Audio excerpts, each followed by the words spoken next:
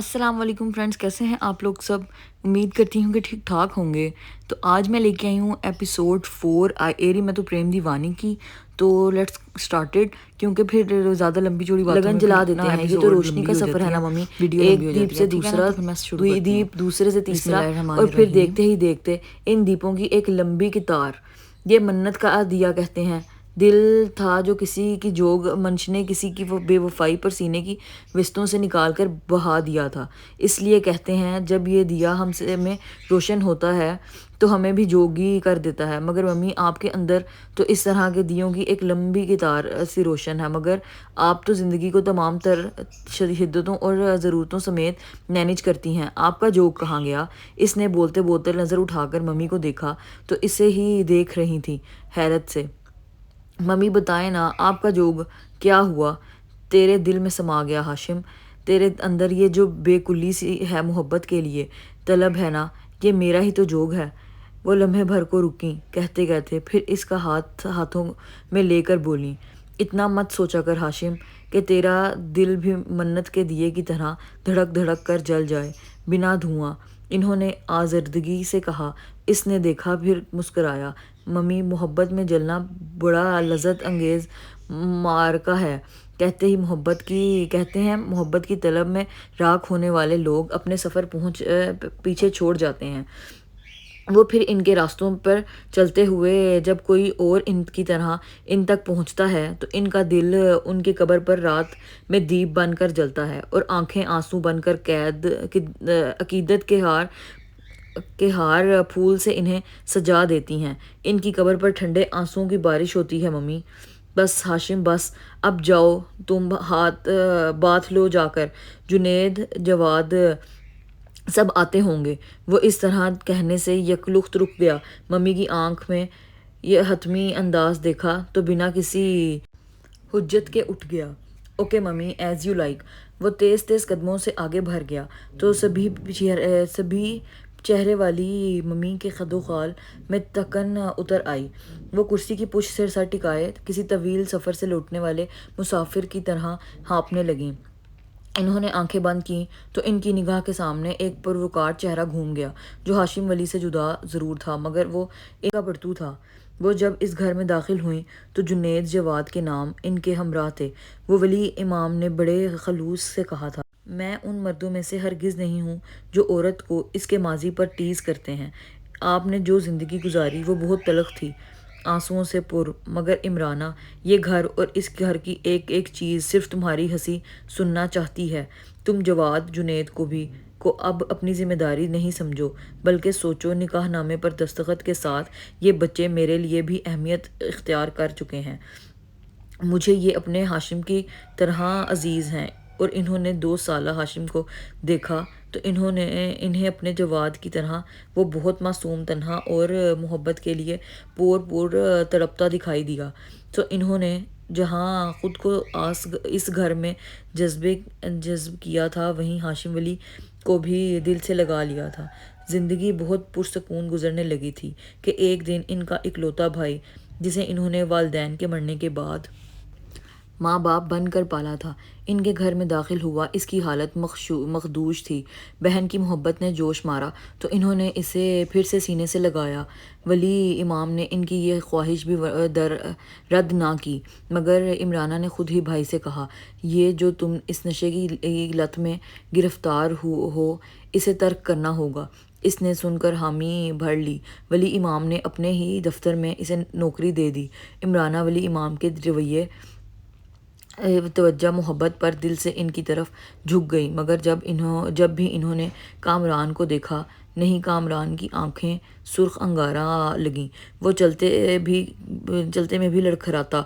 Bill आखिर एक दिन इन्होंने वली इमाम से यही बात की तो इन्होंने दोनों हाथ इनके कंधों पर रखे, फिर आहिस्तगी से बोले, तुम बहुत सीधी हो और ममता से पुर हो इमराना, वरना जिस भाई ने तुम्हें अपनी ज़रूरतों के अवज़ बग़ैर तुम्हारी रज़ा लिए सज्जाद को चंद हज़ार में सौंप दिया, इसे फिर से सीने से ना लगाती।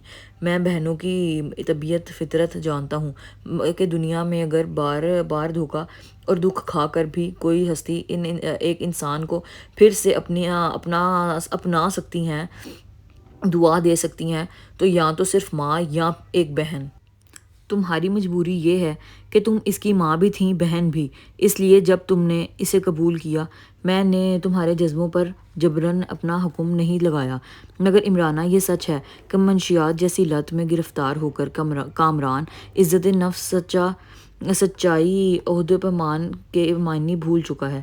اب بھی اس کا تعلق بدنام اور وہ ناکارہ لوگوں سے ہے۔ وہ اب بھی مارفیا کے انجیکشن لیتا ہے اور آپ اتنا کچھ جانتے ہیں، برداشت کرتے ہیں، پھر بھی آپ نے اسے اپنے دفتر میں رکھ لیا، اس سے کوئی باز پرس نہیں رکھی۔ حیرت سے کہتی عمرانہ صوفے پہ ڈھہ گئیں تو ولی امام ان کے گرد اعتماد یقین کی طرح چھا گئے، کہنے لگے وہ مجھے صرف تمہاری نسبت عزیز ہے۔ عمرانہ یقین کرو میں نے زندگی میں اگر کسی کی طلب رکھی، کسی چہرے کی پرستش کی تو وہ صرف تم تھیں۔ میں اول دن سے تمہارا تھا، اس لمحے کے بعد بھی جب تم نے محض کامران کے مستقبل کے لیے میرا پرپوزل رد کیا تھا میں تمہارا ہی تھا۔ عمرانہ شازیہ سے شادی تو محض امی جان کی خواہش کے پورا کرنے کے لیے کی تھی، مگر آئری قسمت شازیہ میری سنگت میں زیادہ دیر چل نہ سکی۔ میں اندر سے صحرا تھا، اس حادثے کے بعد باہر تک خزاں رسیدہ درخت ہو گیا۔ اگر ہاشم میری زندگی میں نہ ہوتا تو میں بھی تمام حسرتیں دل میں لیے خاک ہو چکا ہوتا۔ تم سمجھ رہی ہو نا عمرانہ میری بات؟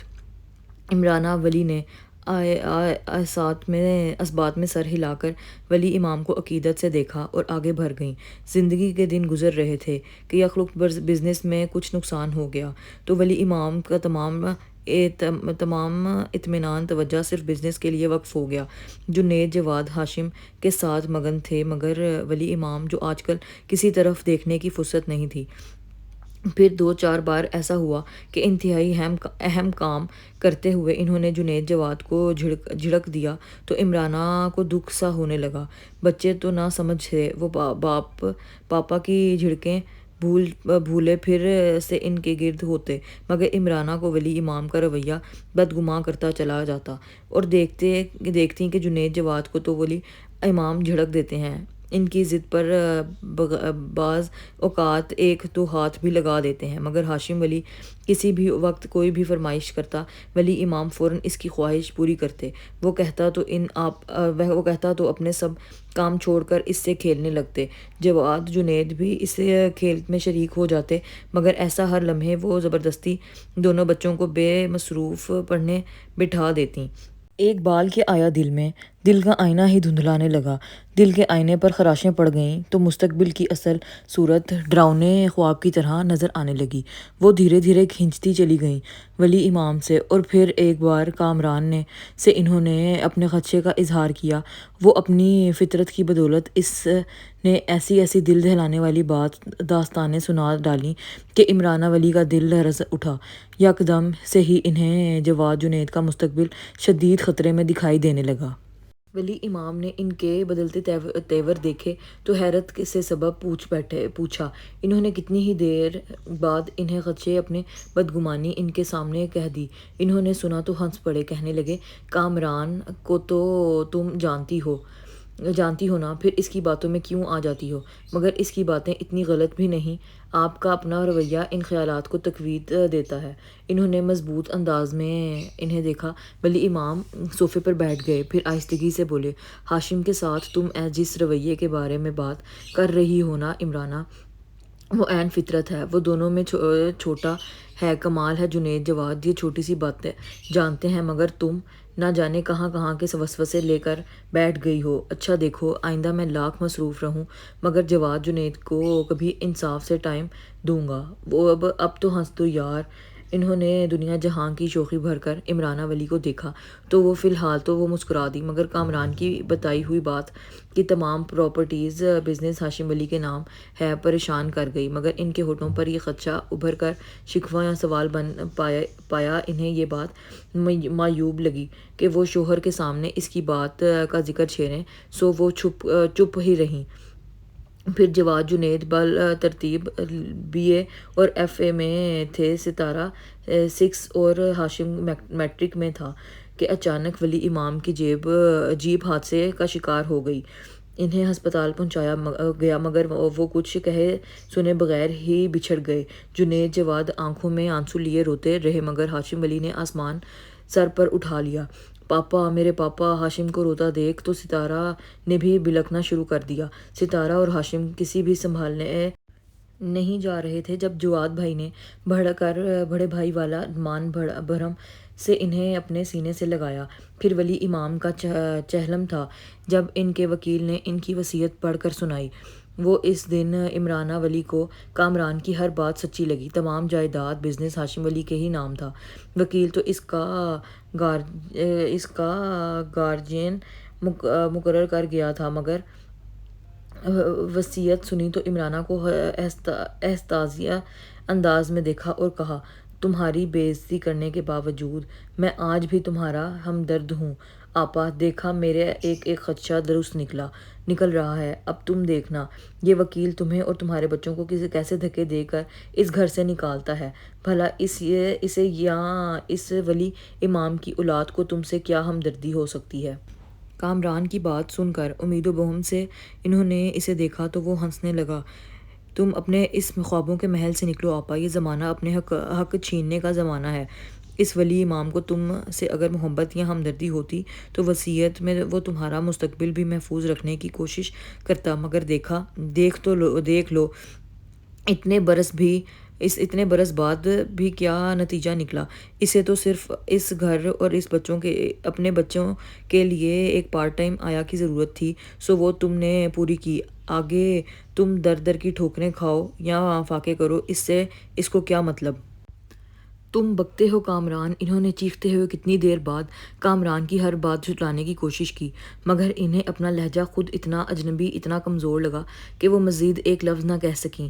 جواد نے انہیں سے خدشہ سنا تو کہا، آپ بھی کن کی باتوں میں آتی ہیں ممی؟ ماموں جی تو بس مارفیا کے انجیکشن اور خوابوں کی جنت کے علاوہ کچھ دکھائی نہیں دیتا۔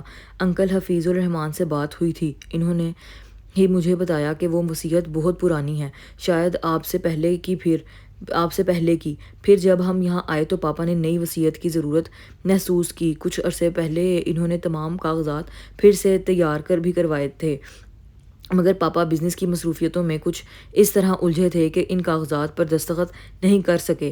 یہ دیکھیے میں انکل سے نئی وصیت لے آیا ہوں، پھر پڑھ لیجئے۔ اس میں پاپا نے ہر بچے کا خیال رکھا ہے، آپ کو سب بچوں کا گارجین بنایا ہے مگر جواد یہ ہمارے اب کس کام کی ہے؟ کسی کام کی نہیں مگر ممی آپ کے خدشے اور شکوے کا جواب تو ہے نا۔ یہ پاپا نے جانتے بوجھتے جس طرح ہمیں محبت دی، سینے سے لگایا، ممی اس کی مثال کہیں ملتی ہے؟ یقین کریں پاپا ہی میرا آئیڈیل تھے ممی، اب جب کہ وہ ہم میں نہیں تو اس گھر کو پوری ذمہ داری سے چلانا میرا فرض اولین ہے۔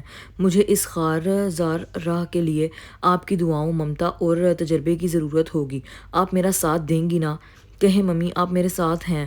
ممی نے اپنے 20 سالہ باعزم بیٹے کو دیکھا، دل چاہا اس کی ایک ایک بات پر ایمان لے آئیں لیکن کامران نے کچھ اس طرح ان کی سوچوں کا احاطہ کر لیا تھا کہ وہ خود سے کوئی فیصلہ نہ کر سکیں اور اپنے خدشات کے تحت بدگمانیوں کے رستوں پر چلتی چلی گئیں۔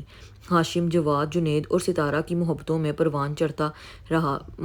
ممی کی محبت سرد مہری کے ملے جلے امتزاج کے ساتھ اس کا حاصل رہی اور وہ اس محبت سے اپنی زندگی سنوارتا رہا یہاں تک کہ اس کے رنگوں نے ایک راہ اپنا لی۔ وہ جو تصویر بناتا شاہکار میں ڈھل جاتی اور یار دوست کہتے، اتنی شدید محبت تیرے ہمراہ ہے اور پھر بھی تو پیاسا کیوں ہے؟ وہ سنتا خاموش رہتا بالکل آج کی طرح۔ کس قدر عجیب سا دکھ رچ گیا تھا اس میں، منہ سے کچھ نہیں کہتا مگر یہ دکھ اس کے ہر مسام سے آنسوؤں کی طرح بہتا تھا۔ ممی نے آنکھیں کھولیں تو وہ خود سے بہت زیادہ شکوہ کناں تھیں مگر اس سے پہلے کہ وہ اپنا خلاف کوئی محاذ بن لیتیں ستارہ نے آ کر ان کے گلے میں باہیں حائل کر دیں۔ واؤ ممی اتنی خوبصورت رہی آج کی پارٹی، کیا بتاؤں؟ پتہ ہے نجمہ اتنی کیوٹ لگ رہی تھی کہ نظر نہیں ٹھہر رہی تھی۔ ممی بہت ہینڈسم شریک سفر ملا ہے اسے، بالکل چاند سورج کی جوڑی ہے۔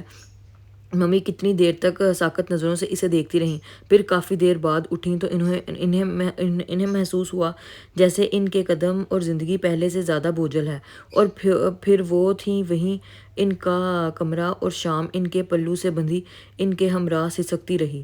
دوسری صبح بہت خوشگوار تھی۔ سمرا کو یوں ہی لگ رہا تھا جیسے آج کا دن اسے خصوصی طور پر مسکراتا ہوا ملنے آیا ہو۔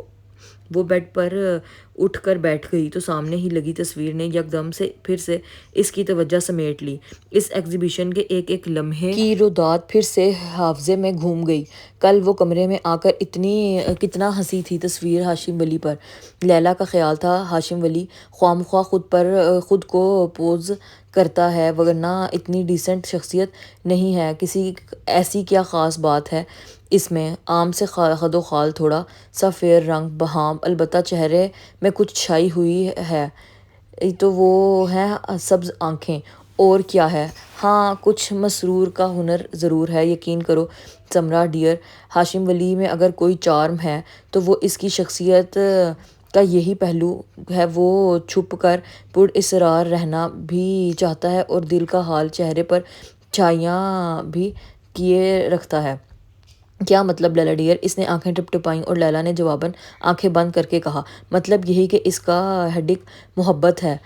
ہو گئی کوئی وجہ اتنی ملال کی، مگر مجھے ایسے لوگ قطعاً اچھے نہیں لگتے جو اپنے دکھ محرومیوں کا ڈھنڈورا پیٹتے رہتے ہیں۔ یہ دکھ کی زبان میں پینٹ کی ہوئی تصویریں کیا ہیں؟ اس کے اندر کا کرب، لیکن اگر وہ اپنے اس کرب کو چھپا لینا جانتا تو آئی سویر اس کی شخصیت میں اس سے کہیں زیادہ چارم ہوتا۔ جیسے خوشی ہمارے چہرے پر رنگ بکھیر دیتی ہے، اسی طرح سچا دکھ ہمارے لیے روگ نہیں، امرت بن جاتا ہے۔ ہمارے اندر وہ دریچے بند دروازے بھی کھول دیتا ہے جو ہم بند کیے بیٹھے ہوتے ہیں۔ در حقیقت ہم انسانوں میں اوپری طور پر پرتیں ہوئی ہیں، نہ بالکل اسی طرح ہمارے اندر بھی ہزاروں پرتیں ہیں۔ ابھی ہم نے اپنے اندر کا گیان حاصل نہیں کیا سمرا، ورنہ ہم محض اپنے اس وجود میں جینے مرنے کو ہی سب کچھ نہیں سمجھتے۔ وجود کیا ہے؟ ایک دیوار۔ بات تو تب ہے کہ ہم اس دیوار کے اس طرف کا کھوج بھی لگائیں اور ہماری سانسیں بھی نہ پھولی ہوں، وہ ماتھے پر دکھ کی کوئی لکیر بھی نہ ہو۔ لیلا میری جان، جس طرح باقی لوگ اس طرح نہیں سوچتے تم بھی مت سوچا کرو۔ دیواروں کے اس طرف کیا ہے؟ اسے چھوڑو، اس طرف دیکھو۔ اس طرف یہ سب ہے، میں، پاپا، انکل ظفر اور ڈھیر ساری محبت۔ محبت؟ سمرا، یہ محبت ہی تو ہے ہمیں آگے تک سوچنے نہیں دیتی۔ ہم ایک ذرہ پر اکتفا کر لیتے ہیں، جبکہ ایک جہاں ہے جو ہماری کھوج کا انتظار کر رہا ہے، مگر ہمیں اس کھوج سے ملے گا کیا؟ بہت کچھ، یا شاید کچھ بھی نہیں۔ لیکن سمرا، کہتے ہیں کچھ نہ سوچنے کے مقابلے میں کچھ سوچ کر غمگین ہونا زیادہ بہتر ہے، کیونکہ پہلی صورت میں صرف ہم وقت ضائع کرتے ہیں، دوسری صورت میں ہمارے پاس مارجن ہوتا ہے کہ ہم جس بات پر غمگین ہیں اس سے نکلنے کی اسٹرگل کرتے ہوں گے۔ مگر بات تو ہاشم ولی تھی، مگر لیلا ظفر اور تم جانے کہاں نکل گئی، کہاں لے گئی؟ سیدھی سی بیان کر دی، ہاشم ولی بھی تو انسان ہے نا، اس لیے اس طرح کی ڈسکس کر لیا۔ اس کی پرابلم بھی یہی ہے دراصل۔ اسے بھی دیوار کے اس طرف کی کشش کھینچ رہی ہے، مگر وہ ابھی ٹھیک طرح سے اپنی احتیاج سمجھ نہیں ہے، اور یہی احتیاج جو اس کے رنگوں میں محبت کی پیاس کی طرح چھائی ہوئی ہے۔ جس دن وہ یہ سمجھ گیا، اس کی تصویر میں پر شکوہ ختم ہو جائے گا، اور اس کا دکھ اس کی پیشانی کے وجود کے گرد ہالے کی طرح چمکنے لگے گا۔ سمجھی کچھ میری ناسمجھ بہن؟ اور وہ پوری طور پر سمجھی تو نہیں، مگر اسبات میں سر ضرور ہلا بیٹھی، اور اس وقت بیٹھی وہ پھر سے تمام باتوں کو دہرا رہی تھی کہ سبق کی طرح اسے لیلا بے طرح یاد آ رہی تھی۔ جانے کیوں اس نے وال کلاک کی طرف دیکھا۔ صبح کے 8 بج رہے تھے، پاپا تو دفتر چلے گئے ہوں گے۔ وہ سوچتی ہوئی اٹھی، باتھ لے کر باہر نکلی تو بیڈ پر لیلا کو دراز پایا۔ خیریت؟ وہ بالوں کو تولیے سے خشک کرتی آگے بڑھی، ہولے سے اس کا رخسار تھپتھپایا تو تیزی سے واپس ہاتھ کھینچ لیا۔ لیلا، تمہیں ٹمپریچر ہو رہا ہے، کل تو تم اچھی بھلی تھی۔ وہ اسے ہلانے لگی تو اس نے باقاعدہ آنکھیں کھولیں، پھر ذرا مسکرائی۔ آج ایک اور انجوائمنٹ کا چکر ہے یار۔ انجوائمنٹ؟ تمہارا دماغ ٹھیک ہے؟ کتنا تیز بخار ہو رہا ہے تمہیں؟ ہو رہا ہے، یقیناً ہو رہا ہے، مگر سمرا ڈیئر، سردی گرمی کی طرح بخار بھی تو ایک لمحاتی موسم ہے۔ مجھے نہیں سمجھ آتا لوگ اس بیماری سے اتنا گھبراتے کیوں ہیں۔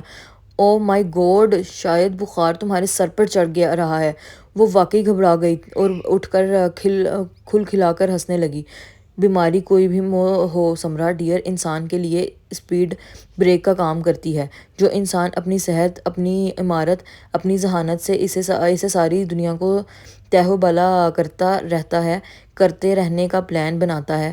تم نے دیکھا ہوگا انہیں بھی یہ معمولی سا بخار فلو اپنی حیثیت مان لینے پر اکساتا ہے۔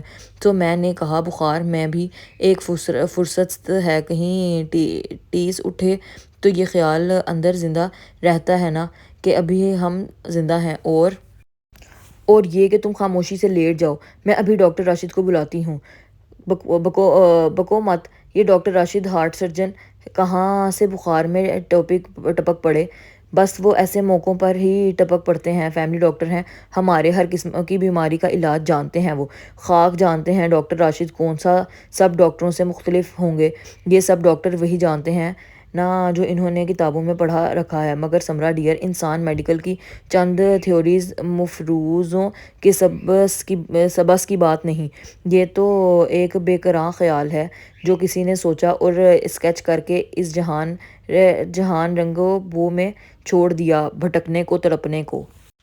بس اپنے آپ کو زیادہ مفکر ثابت کرنے کی کوئی ضرورت نہیں، کیونکہ یہ تمہاری شکل ایکچوئل حل لوگوں سے ملتی ہے، نامفکرز کی جماعت سے۔ تم آرٹسٹ لڑکی ہو، آرٹسٹ ہی رہو، جو سوچو بس اس برش سے کینوس پر ابھار دو۔ لا یعنی باتوں خیالات کے چکر میں پڑا کر خود کو ضائع مت کرو، کیونکہ بعض اوقات خیالات اتنی اہمیت نہیں رکھتے جتنی یہ باتیں کہ ہم نے کسی خیال سے کیا سیکھا۔ میں سیکھنے کے عمل سے ہی تو گزر رہی ہوں یار، بلکہ ہر شخص تمام عمر سیکھنے کے عمل سے ہی گزرتا رہتا ہے۔ جو لوگ کہتے ہیں ہم اس کام میں حرف آخر ہو چکے ہیں اور وہ ان کا فن یا ہنر اس لمحے ہی میں منجمد ہو جاتا ہے، اور منجمد چیز نہ دماغ کو تازگی دیتی ہے نہ دل کو لذت، اور یہ بات کوئی برف کھانے کا پرانا شوقین ہے۔ وہ اپنے بال درست کر کے پھر سے شوق ہو گئی تو سمرا نے دراز میں موجود تھرمامیٹر کو ہاتھ میں لے کر جھٹکنا شروع کر دیا۔ جی تو یہ تھی آج کی ایپیسوڈ۔ پلیز لائک، سبسکرائب اور کمنٹ لازمی کر دیے گا تاکہ تھوڑی سی موٹیویشن ملے اور میں آپ کے لیے اور ناولز لے کے آؤں اور آپ کو پڑھ کے سناؤں، ٹھیک ہے نا؟ تو ملتے ہیں نیکسٹ ایپیسوڈ میں، تب کے لیے اللہ حافظ۔